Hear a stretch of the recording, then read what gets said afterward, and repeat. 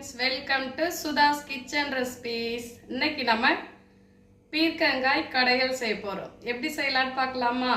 வாங்க வீடியோக்குள்ள போலாம். இப்போ பாருங்க, 1/2 கிலோ நம்ம பீர்க்கங்காய் எடுத்துக்கோங்க. நல்லா சுத்தமா கழுவிட்டு எடுத்துக்கிட்டோம். இதோட பட்டையை சீவிட்டு நல்லா பொடியா கட் பண்ணி எடுத்துக்கணுங்க. இது கூட 6 தக்காளி பழம் வச்சிருக்கோங்க. இதையுமே நம்ம கட் பண்ணி எடுத்துக்கணும். இப்போ பார்த்தீங்கன்னா ஸ்டவ் ஆன் பண்ணி ஒரு மண் சட்டி வச்சுருக்கோங்க. அதில் 3 ஸ்பூன் ஆயில் சேர்த்துருக்கேன். 1/2 ஸ்பூன் கடுகு, 1/2 ஸ்பூன் உளுத்தம்பருப்பு சேர்த்துருக்கோங்க. இது கூடவே 3 வற்றல் மிளகாய் சேர்த்துக்கலாம்.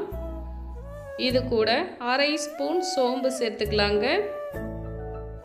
இப்போ இது எல்லாமே நல்லா பொரிஞ்சு வரணும்.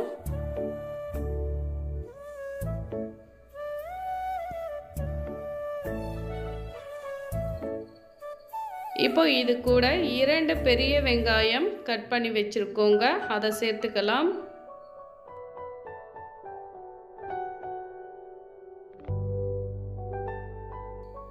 மூன்று பச்சை மிளகாய், 10 பல் பூண்டு உரிச்சு வச்சிருக்கோங்க. இதையுமே சேர்த்துக்கலாம். இப்போ வெங்காயம், பச்சை மிளகாய், பூண்டு எல்லாமே நல்லா வதங்கி வரட்டுங்க.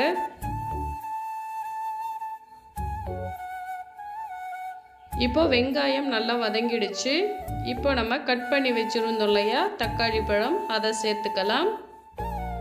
இது கூடவே கடையலுக்கு தேவையான அளவு உப்பு சேர்த்துக்கலாங்க. இப்போ இதை நல்லா கலந்து விட்டுக்கலாம். தக்காளி பழம் நல்லா மசிஞ்சு வதங்கி வரணும்.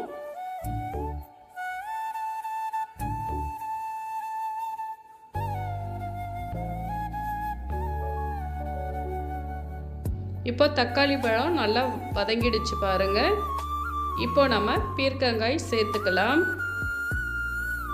பாருங்க, இது போல நல்லா பொடியா கட் பண்ணி எடுத்துக்கணும்.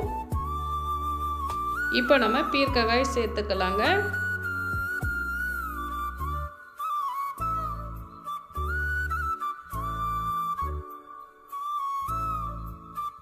இது கூடவே கொஞ்சமா மஞ்சள் தூள் சேர்த்துக்கலாம். கொஞ்சமாக பெருங்காயத்தூள் சேர்த்துக்கணும். இப்போ இதை எல்லாத்தையுமே நல்லா கலந்து விட்டுக்கலாங்க.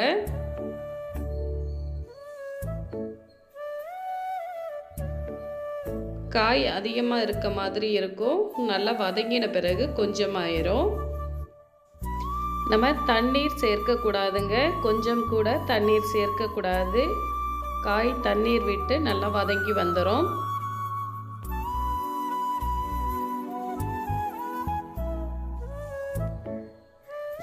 இப்போ பாருங்க, பீர்க்கங்காய் நல்லா வதங்கி வந்துருச்சு.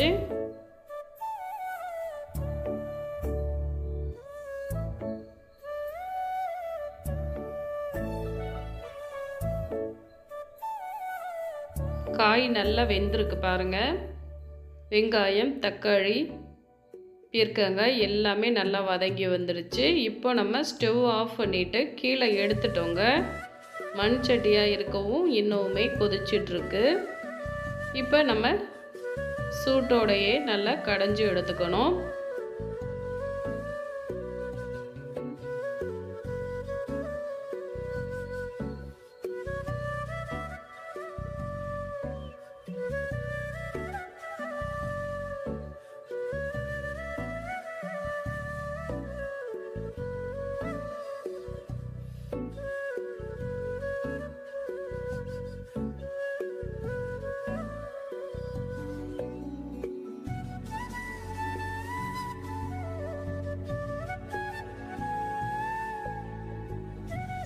இப்போ பாருங்க, இந்த அளவுக்கு நல்லா கடைஞ்சி எடுத்துட்டோங்க.